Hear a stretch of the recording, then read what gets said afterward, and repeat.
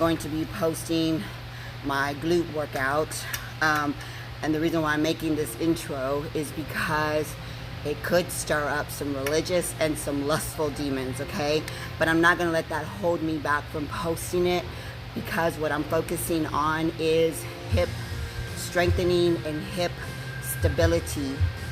This recently came to my awareness that my hip stability and my hip strength was weakened. Doing heavy squats is good. Doing heavy glute thrust is good. But if you're weak in your hip stabilizers, you're gonna have pain in your lower back, you're gonna have pain in your knees, and not only that, but weak hip flexors, believe it or not, progresses aging. You lose the ability to pick things up, to bend over. You lose your ability to be lower to the ground, and that's not a good place to be. So in these exercises, you're gonna see me focusing on hip medius, which is the side muscle here. That helps strengthen the flexors, the hip flexors. And another bonus to that I also see in mature, we're gonna use mature ladies, is that they might have the glutes at the lower bottom, but it seems that we get flat on the upper shelf back here, myself included, something I've always struggled with. But if we work out these side muscles, these little hip stabilizing muscles, not only will we increase our hips in general that keep us able to run, climb, walk, bend, flex, it will give us a perkier looking bottom. That's just an extra bonus. That's just an extra bonus, okay? We all want to look youthful. We all want to look strong. We not just want to look it, but we want to be it. And y'all may have seen my post about climbing this mountain to get to this waterfall in Puerto Rico.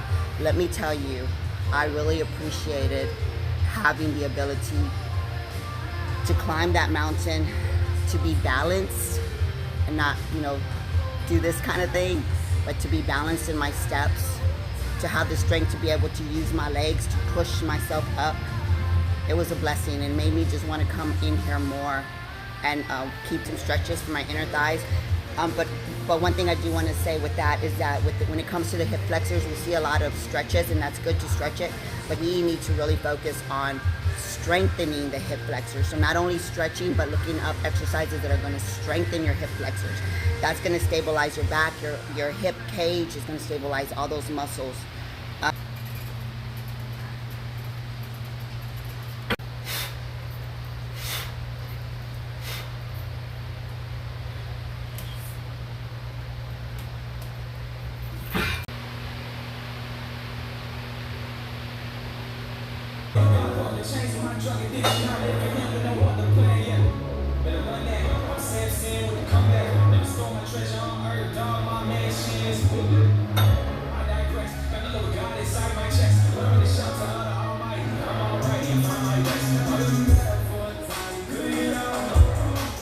Doing these smaller hip stability muscles, don't go too heavy.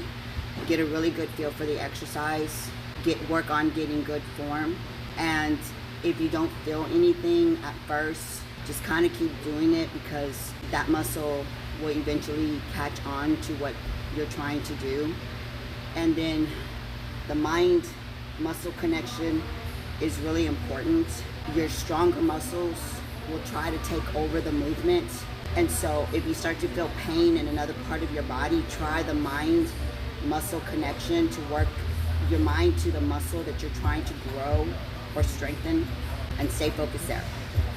Now, if you start to feel that you're feeling it in another muscle group, your legs or your lower glute, then that means that your your weight is too heavy. So lighten it and really try to focus on that particular muscle that you're working on, okay? So mind muscle connection, go light to get a really good understanding of the form, and to let your muscle understand that little muscle understand that it's supposed to be doing its job, that the bigger muscle's not going to do its job for it, okay? Hope that helps. Just believe it before it happens. If you would just believe